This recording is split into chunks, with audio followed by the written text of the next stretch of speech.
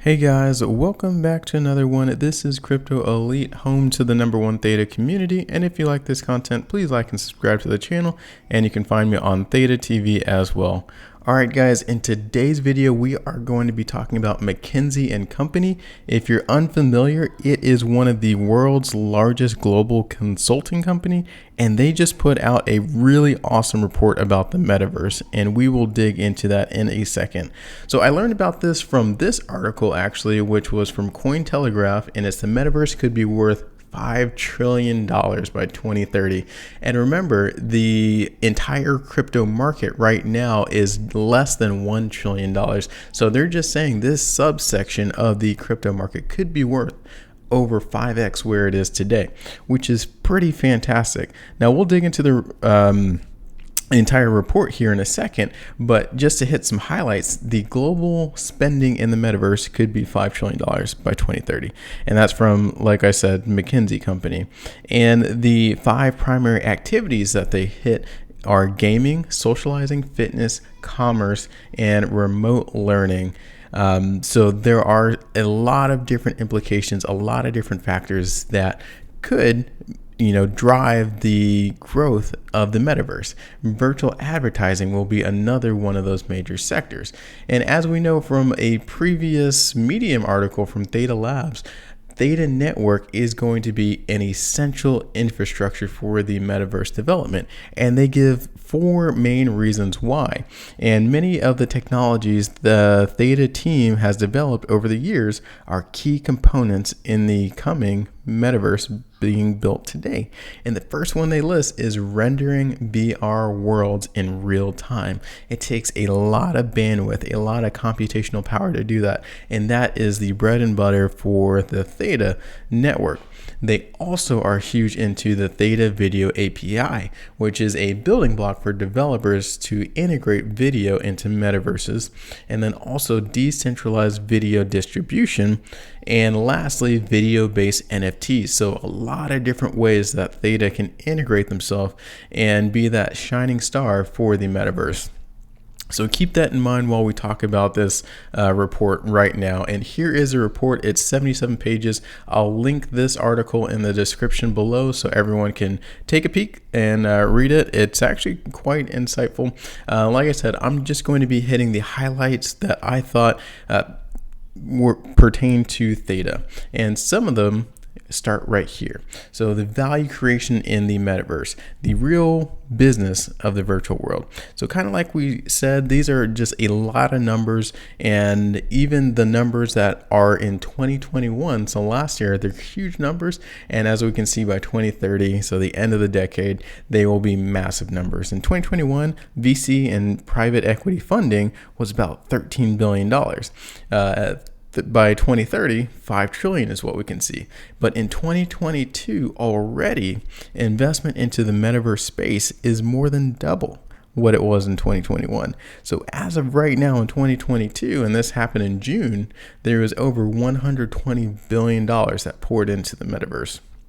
A lot of different ways that money is moving in. So this $5 trillion, even though it seems pretty high, at this rate, it could be possible. And some of the meeting the technology demands of the metaverse, there are a couple different demanding factors, as we know, and the technology required is the compute infrastructure. So there's limits of just the computational factors right now, which is going to get better, especially by 2030. Following Metcalfe's law, the computers, they'll get exponentially smarter year by year. So I think that will solve itself. Another thing we have to look at is network infrastructure. So there are 2 common issues with network infrastructure today. High latency lagging creates a sensation of video and or audio being slow when using the applications, and low bandwidth buffering occurs when data can't be transferred quickly enough, delaying access to content or stopping it when it's already in progress. And that is something that Theta is working on, and I think if they can roll it out whenever they finish their end product, it will be fantastic to meet the demands of the metaverse. That's another point.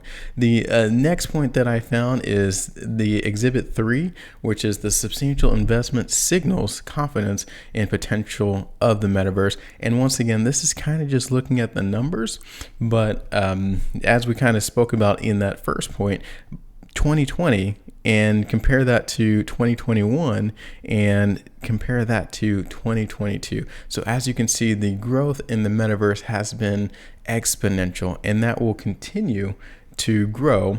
And one name that they brought out there, and hopefully Theta and this individual and this fund, they can get together and partner somehow, because the money is there, and I think the name just needs to get out there and the technology needs to get out there so it can start running the infrastructure for all the metaverse products.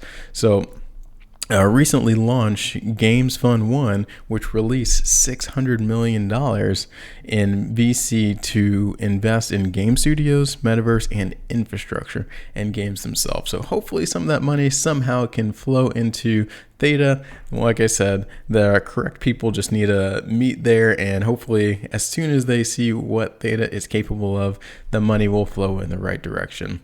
Another thing that I saw was the factors driving investor enthusiasm and the ongoing technological advances.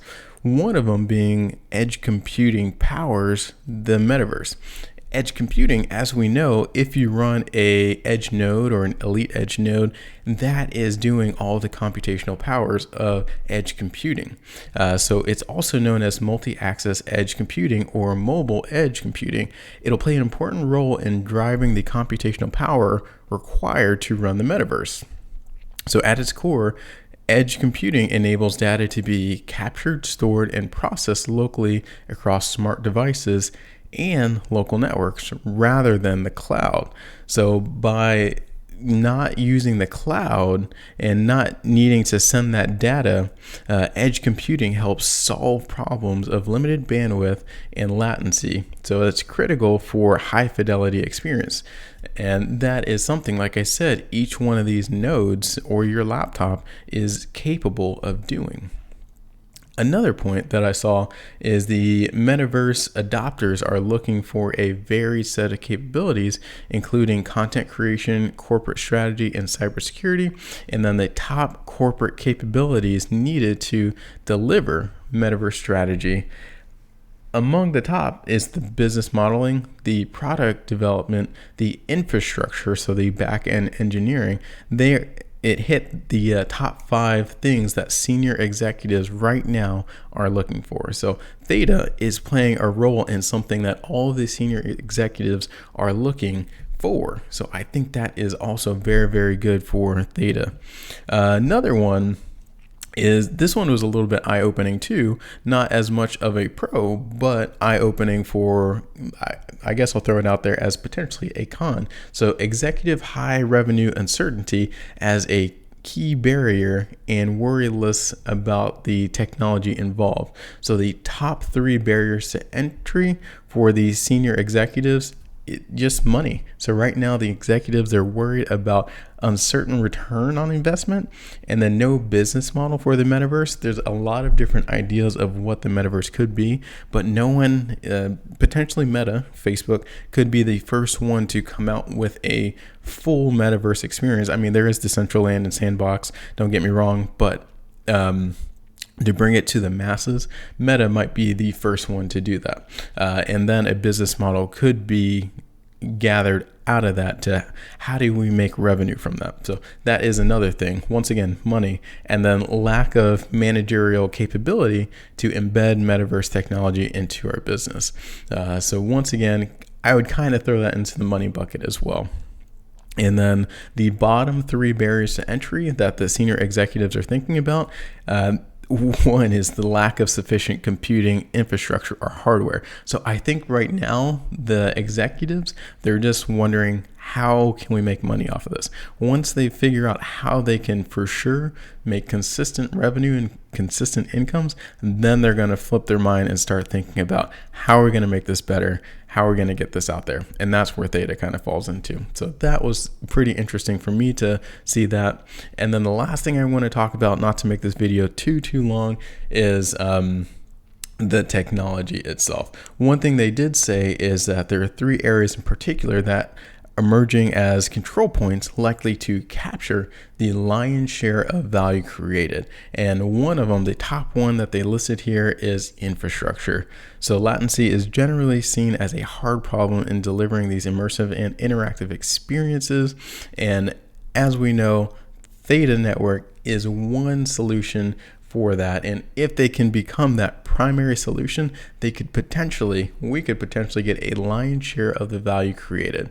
So that is something that was highlighted in a McKinsey article or a report. And these guys are one of the global leaders in consulting around the world. So if Theta can position themselves to be that primary source of infrastructure, I think everything that as far as price and the future utility of Theta will definitely be accomplished. Let me know what you think of this report in the comments below, and I'll see you on the next one.